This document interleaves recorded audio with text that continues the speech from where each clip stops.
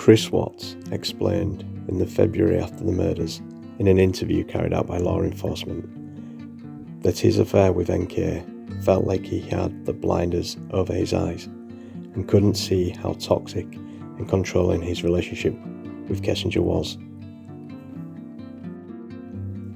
He explained how intense it was, that every spare minute he had when he's not at work or the gym was spent with Kessinger.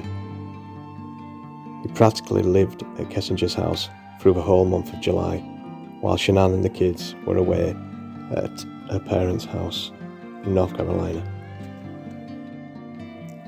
It paints a stark picture of how intense Kessinger was with him, isolating him from his family, even to the point where he wasn't surrounded by pictures or reminders of what he had at his real home with his real life. Have a listen. Person and relationship. Yeah. Okay. All right.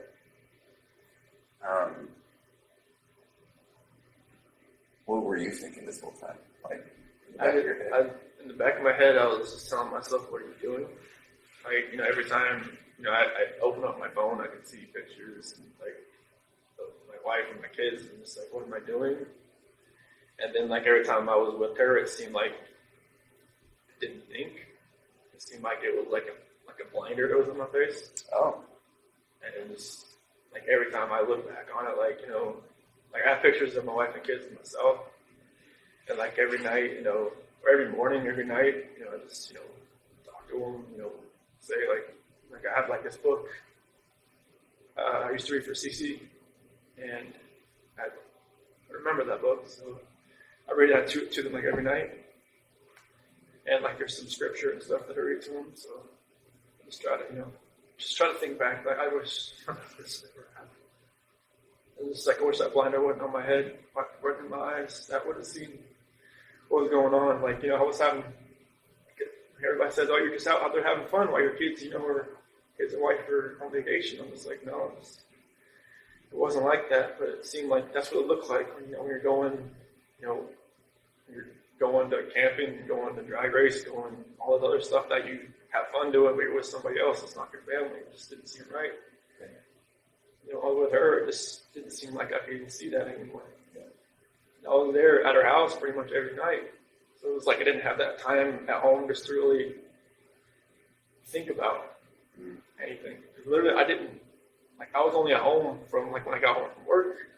I worked out, I ate dinner, and then I went over her house. I never slept in my house the whole month of July. Now, talk me through that though. When you said you went home and then you were at her house, was that while Shanann was gone? Oh, okay. So you weren't even at your house. No. This all happened so quickly, didn't it? It was insane quickly. I didn't she even told me she was never in a normal relationship. She would never have somebody over at her house more than once or twice a week, but she felt like she wanted me over there. Yeah. She said she felt comfortable over there. Yeah. So it's just that's what was different. She wanted me over there. But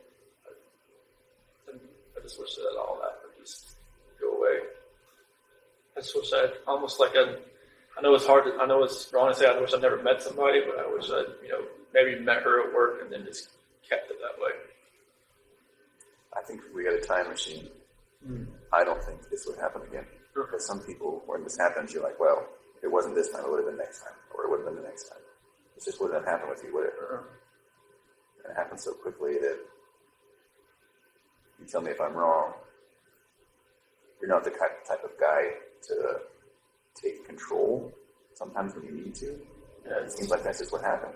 Yeah, I didn't take control of the situation. It was just the situation controlled me. Right, it just happened.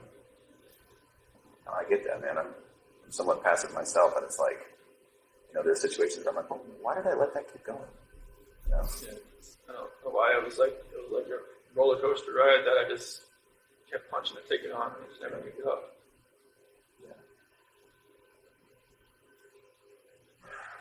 Can we talk about the hardest subject? I know we all have free will and create our own destinies, with the choices and actions we take.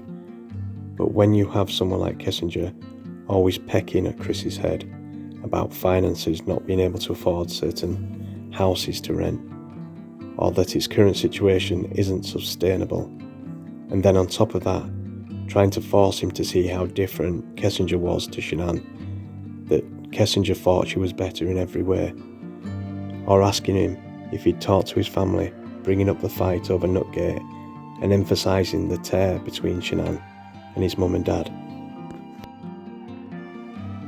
All of this must have been a major contributor to him doing what he did, and like he said himself, he didn't feel like he was in control, but the situation controlled him.